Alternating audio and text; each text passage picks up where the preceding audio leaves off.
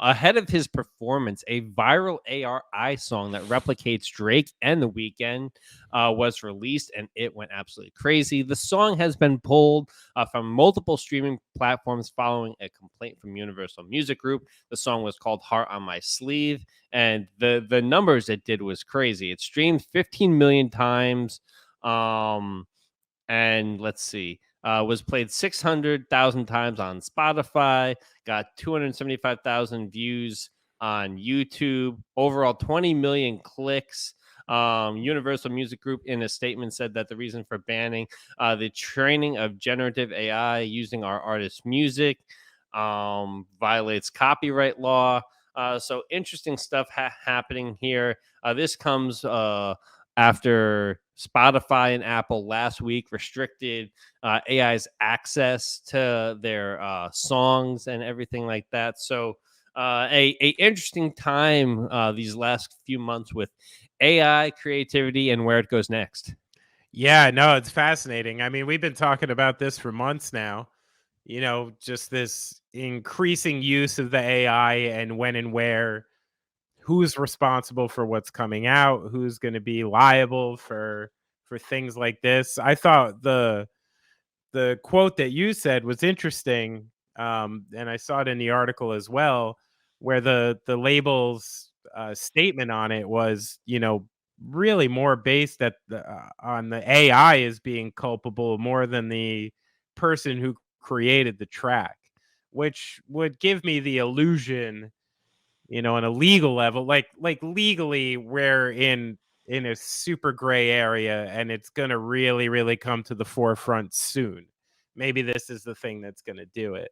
um I don't know how much money this creator Ghost Writer 77 or whatever made in this short time. I'm sure when you're doing that much on YouTube and stuff, you at least get a little ad revenue, and it's going to open up the door for something else for this person.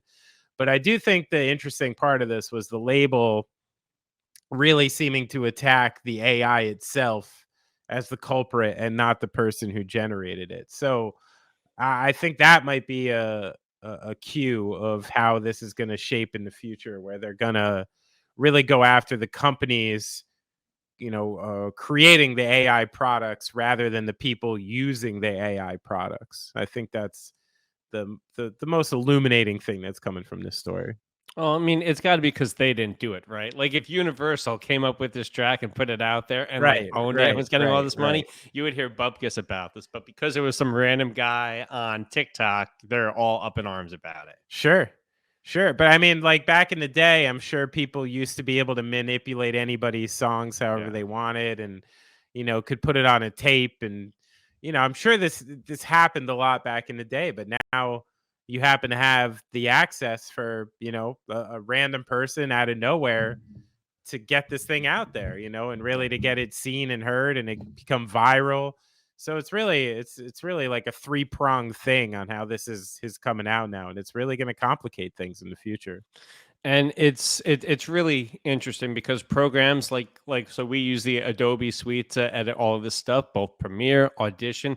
In the 2023 version that they've just put out of their stuff, there's AI video editing. So you're going to get more people that don't know what the heck splicing and putting together all this stuff even is, that are able to do it, which makes skills that so many people went to college for kind of invaluable. Now, thank God in the creative field, there's all of these unions to protect people like that. So I don't think that will ever get fully there, because there's like, there's like cinematographers unions, there's directors unions, there's editors unions. So, but for your average Joe at home trying to get into this, kind of dries up the freelance market a little bit. Yeah, no, I mean, I think that's, and it's even in the art world. We just did a podcast with someone who was explaining to me, the illustration AI, where you can literally write like, you know, paint me a glass of water like Van Gogh would, and it will give you some decent recreation of it. And I think it's what I'd been talking about earlier too. Like, I think the live experience is going to become a much more important thing moving forward. Like, if you're actually watching a band play their music, no AI. if Mm. you're watching somebody paint, no AI. I think like the future of this too, and one of the results might be a more immersive and personal and live experience for not only music, but now art, literature, writing, like all these different things that, face to face, you can't manipulate it. And I think that might be, another fork from this whole thing. Yeah. It's funny that you have on the Turnstile shirt because they just got booked to play Rolling Loud. Which is typically like a hip hop EDM Oh kind of yeah. listening party more so than a concert. And they're gonna go in there and it's probably gonna be a pretty monumental set. So Yeah, they're gonna wreck it. Great live band.